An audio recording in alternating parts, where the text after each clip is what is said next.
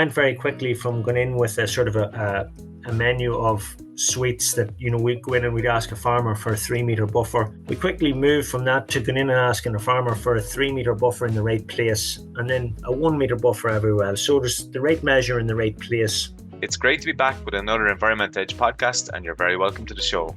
A novel approach has been taken by Stranooden Group Water Scheme to protecting water in County Monaghan. Catchment science and a multi-actor approach is being implemented to support farmers in targeting measures on their land to protect drinking water. James McGlone, manager of Stranooden Group Water Scheme and Teagasc ASSAP advisor Domhnall Kennedy, joins us for a chat. I'm Cathal Summers. And I'm Deirdre Glenn, your Teagasc Sustainability Advisors. And we're back for another Environment Edge podcast number 101, and here we go. James and Domhnall, you're very welcome to the show. Domhnall, you're an ASSAP advisor working on water quality. Can you tell us a little bit about the water quality around Whitelock and in the Stranooden area? Deirdre, I'll go back to how it started. I started in ASSAP there back in 2018, and I got a phone call from James and Ross McDonald, or James more so at the start, and would I join a steering committee that they had formed. They were running a pilot project in the Drumore Upper catchment, which is supplying water to the group water scheme, and they asked me to join a steering committee, which I said I would, and got involved with James that way. And basically, it was a steering committee offering advice on different angles of how to approach improving water quality in the Drumore Upper catchment, in particular the water supplying their group water scheme. That was very forward thinking of James and his team, wasn't it, even at that time, to get you involved? It was very forward thinking, and he suddenly realised what he let himself in for. He didn't realise I was a GA man as well as himself. So fantastic. We had plenty of conversations about how not to approach different situations on the GA pitch. Okay, so listen, what was water quality like in the area, Don, to start off with? The water quality was in the Drumore 10 is a poor status, and the Drumore 20 is a good status. And basically, the main issues up from doing what would you call it, a survey of the whole area. The main issues that James and the group water scheme found was the issues were phosphorus and sediment getting in, a lot of sediment getting into the water body and creating issues further on down the line for them when they were extracting the water and trying to get it ready for drinking purposes. And the other issue, which is an issue they came across, was the pesticide exceedances in the water. That was in 2017 and 2018. 18, and trying to address those situations is a slow process, but we're getting there. And I think James, they've come to the end of the first phase of the pilot project, and good reviews have come of it. James, you were mentioned a few times, and you're very welcome to the show. A group water scheme, you're the manager of the one up there. For viewers, I suppose, or listeners that are not sure what a group water scheme is, can you just explain that for us, maybe? Yeah, I'm the manager of Stranooden Group Water Scheme. It's a fairly sizable group water scheme in Monaghan. Group water scheme came about back in the early 80s, late 70s, early 80s, I suppose driven by the need for piped water as agriculture developed because of EU policies at the time. Monaghan in particular is poor for groundwater, so there are wells and people were operating very much off wells, but the wells were, not going to be fit to service sort of the drive for intensive agriculture, which Monaghan was very much keen on at the time. So Monaghan, as you may know, is drumlin country, as is much of the border region, north and south, and as a result, there's a lot of lakes, a lot of lake water, a lot of groundwater, and this was the source that people were going to tap into. So farmers mainly actually came together, formed committees, and there was grant aid at the time. When they had the committees formed, they could, apply for grant aid, get money to install infrastructure, to put pipe water around the roads, and to sort of service the rural housing and rural houses, and indeed rural farms that this need arose from. So these group water schemes have operated throughout Ireland, not just in Monaghan. Since the late 70s, I've been in operation ever since. Many of them, I suppose, have become bigger as rural Ireland sort of developed and progressed. Many of them, they all actually started out voluntarily at the start, where people were given of their time to committees, and even indeed operations of group water schemes free of charge. But as things moved on, regulation got tighter, demand was increasing. It became very obvious to committees that full-time people were needed. And in Monaghan, I know the 14 or possibly 15 schemes that there is all employ full-time, people, both on maintenance, in operations, management, accounts, quality control, all them things, all them aspects of the day-to-day running of group water schemes are covered by full-time staff. It's a big operation then. Yeah, Stranooden is one of probably the 5 or 6 biggest schemes in the country. There's another scheme in Monaghan would be as big.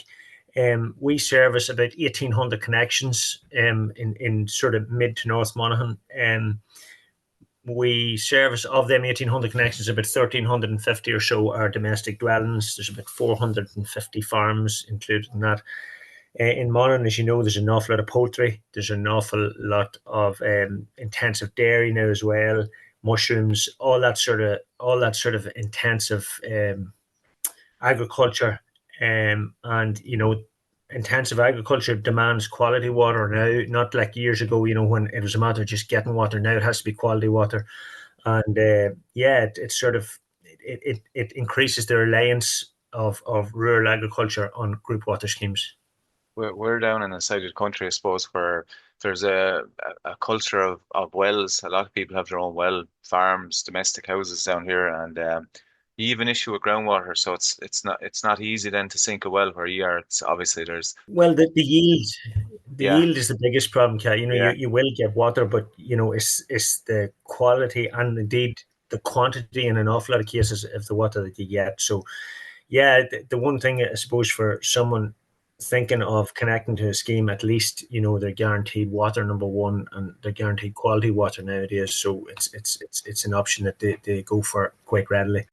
Maybe you mentioned drumlins here. Will you explain maybe to some of our listeners if that don't know what a drumlin is? Well, a drumlin, I suppose, is Monaghan's. I think it's referred to as the county of the little hills, and a drumlin is literally that. It's little hills. It's the landscape is compared to sort of eggs in a basket. And as I say, that's a feature of the border area, north and south. Monaghan in is total Cavan, similar, Leitrim, Tyrone, Armagh, Fermanagh. It's all that sort of drumlin type landscape on both sides of this border region. So as I say, it lends itself to an awful lot of groundwater lakes, and that's what a lot of people will be depending on for their water supply. And indeed, as Donald referred to, I suppose how this project came about was the sort of deterioration in quality back when the schemes were set up in the late 70s, early 80s. People were quite happy to get this water straight from the lake into the house, and in a lot of cases it was quite sufficient. And due to the deterioration in water quality nationally, but in particular on this sort of drumlin landscape, the quality of the raw water in the lake just simply would not suffice in a domestic setting, and it certainly or equally wouldn't suffice in intensive agriculture, in a dairy or in a poultry house or mushroom unit, or it just wouldn't do. So in Stranooden in particular, which I suppose is the one we're going to talk about, we were, very vulnerable to deteriorating water quality. The zone of contribution that contributes to our lake is about 125 square kilometres, which is a sizable zone. And because of that, the scheme's under a lot of pressure from, well, number one, there's a town in the middle of it. There's a wastewater treatment plant. You have all the sort of the discharge from septic tanks. You have all the discharge you get from intensive agriculture and probably poor farming practice in some cases. So it's a fairly impacted catchment. But the one, I suppose, flag that set this all in motion was the prevalence of, not prevalence isn't the right word, but the instances of pesticides showing up in our raw water analysis.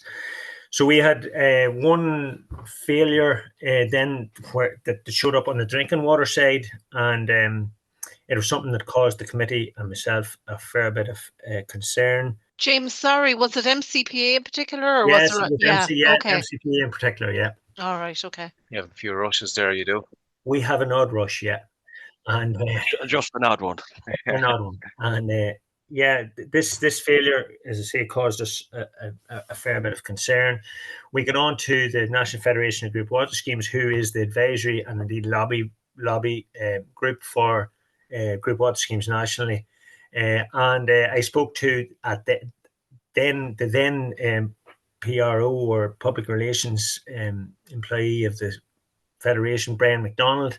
And to be fair to Brian, it was Brian sort of came up with the idea of a source protection program, and then with his colleagues in the Federation, they sort of fleshed that idea out. They applied to the Department of Housing and Local Government, who's our funding agency, for funding, with the bones of the plan there. They were successful in securing funds, and the steering group that Domhnall has referred to was then set up in conjunction with, various state bodies. So the Department of Freshwater Studies and DKIT was sort of the lead in that steering group. But we also were very keen to include the likes of Teagasc and Domhnall, and people that and agencies that farmers relate to and trust, and are happy to sort of talk to, because without the cooperation of the landowners, this was going to go. This source protection project was going to go nowhere. And at the end of the day, it's the farmers of Ireland that owns Ireland. You can look at it whatever way you want. It's the landowners that own it, and without their cooperation, you achieve nothing. Domhnall, I suppose you, as the ASSAP advisor in the area, and you had an awareness of what the pressure was within the area. So it was probably phosphorus and sediment, and you had your MCPA. Were the farmers invested in doing something from the very beginning, or what plan did you put in place within the area, or a catchment management plan did you put in place within the area to try and mitigate some of the issues around Stranooden? Well, to be fair, Deirdre, no, I wouldn't. Stranooden wouldn't have come in under my right, okay. jurisdiction from an ASSAP perspective. I would have been more focused up in the mountain water PA, which is further on up in Monaghan. Now, James referred to the drumlins as hills as eggs. Now I can guarantee you when you're out walking them, they're not eggs. They're not eggs. That's why I'm often told that James says I'm looking very fit. You're like a gutted heron, yeah. Thank you very much, James.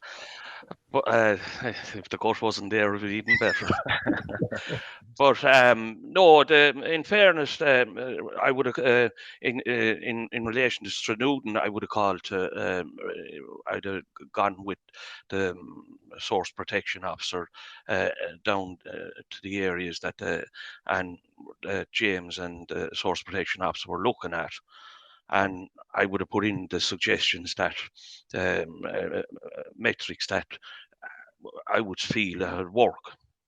Now, James can explain further on with like this pilot project that they took on. I think is a phenomenal project, and what they've done in relation to there's bank revetment there on a lot of the water body. There's been a lot of fencing put in. There's been a lot of areas planted. Now that this area has come in under the third cycle of the ASSAP program, I'm hoping that the National Federation have a source protection officer employed, and they'll be able to target other metrics under the Water EIP grant with these farmers to encourage further metrics along the Drumore catchment, the Drumore River, the river that James's Group Water Scheme has targeted, and we'll see it turn into revert to good status, in a couple of years, and that's all down to collaboration of a lot of stakeholders. James mentioned the National Federation Group Water Schemes. There's also Monaghan County Council have been involved. There's other groups, and there has been a great collab. I've found it up here in this region, both in Cavan and Monaghan, the collaboration between different stakeholders is very good. But as James alluded to, it's the farmers are kernel to the whole process, and I found them very proactive. Brilliant. Domhnall, how did you onboard these farmers? How did you get them on board with your plans? How I'm talking in relation to the way I work with them is we go out and we have a look. We go out. If there's an issue in the area, I'd go out and call to farmers within that area. I'll go in and we'd explain to them what my role is, and that now the one important thing about my role is it's a non cross compliance inspection. There's no cross reporting back. I'm strictly private and confidential, and once they hear that, they've no issue in talking to us. And I'd use the same approach with farmers that James would have brought me to see and look at the measures. I would have learned from what James, and he's the source protection officer now. I think, if I'm right, James was under Patrick McCabe before Ross MacDonald, and they'd have done the groundwork in relation to Stranooden Group Water Scheme, the project. But in relation to what I do, I'd learned from what I'd have talked to Patrick and James and learned from what approach they were using, and could I take in some of that approach. But being an advisor already, I've been an advisor here for the last 29 years up in Cavan. I originally came from the flatland down near Cahill there in Kilkenny, and came up and to see the hills and all around. It's a lovely sight, but you can never see too far away. So, but I've been here and I've used that experience from advising farmers along to try and encourage, and have found success in doing so. James, you obviously, the first thing I'd say, between Domhnall and yourselves, there's a good relationship developed. You can see it clearly or hear it between us, which is really important. And Teagasc have launched a campaign, a Better Farm for Water campaign last year, and the whole idea of it is to pull everybody that's trying to solve water quality together, because we're all trying to solve the one problem. A multi-actor approach, and this is a really prime example of it, working really well. You mentioned, James, that you're getting funded by Department of Housing, so is ASSAP, that Domhnall and where Deirdre are working for as well. So we have a common link there. But I suppose you have, is your source protection officer, it was great to see they pulled in Domhnall because of his experience on the ASSAP side, but is your source protection officer full-time? And are they the kind of Domhnall in that area then going around visiting the farms, creating plans for farmers? Yeah. I suppose when the project was funded and started, it was felt very early on that we needed a dedicated sort of catchment scientist to assess the whole catchment and to sort of come up with an integrated source protection plan. Now, originally, Patrick McCabe was the source protection officer. He was there for about a year and a half, and Patrick was exactly that, a catchment scientist.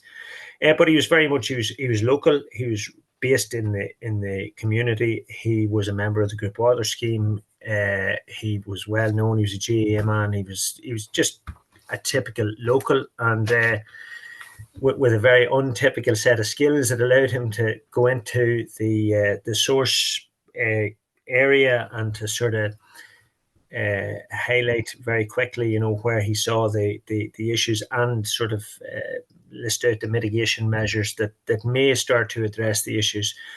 Say Patrick moved on then to work in the same or in a similar role with the National Federation Group Water Schemes, and he was immediately replaced by Ross McDonald, who again is catchment scientist, who again has the same sort of credentials. And we were very fortunate too in the fact that, because the original source protection officer went to work for the National Federation of Group Water Schemes, he was still there as a sort of a reference point. So there was a good overlap between, one ending his sort of employment and the other beginning. So there was continuity there, and there was very definite plans drawn up as to where was the most impacted areas in our catchment. The catchment was split into three. We had done an awful lot of analysis on the groundwater, not on the surface water, and them analysis showed where the catchment was, most impacted and most vulnerable, and obviously that was then where we were going to concentrate our efforts to try and improve the water in that particular area. Domhnall's steering group, or the steering group that Domhnall was part of, met on a quarterly basis to sort of discuss what had been done, sort of discuss what was the best way to proceed, for the next quarter, and we sort of acted on their advice. From the point of view of going in on farms and to try and get farmers on board, the first thing was that this was 100% funded, and that's not often a carrot that you're going through the cattle grid with. So you had money to give farmers. I can tell you that even with that level of funding, we had, fairly considerable difficulties, getting people on board, because I suppose you were looking for them to give you something. Fair enough, you were paying for any of the physical measures that you were putting in place, but you were still asking them, to give you, in a lot of cases, buffer strips to get the cattle out of the river. And they were giving up that sort of right to access the river with the cattle for the water. So it wasn't an easy sell, even with the level of funding that we sort of had. But yet and all, we just kept plugging away, trying to get our message out there, that this is going to happen. It's going to come down the road. You might as well get on the wagon now as wait and not, avail of such generous sort of terms in the future.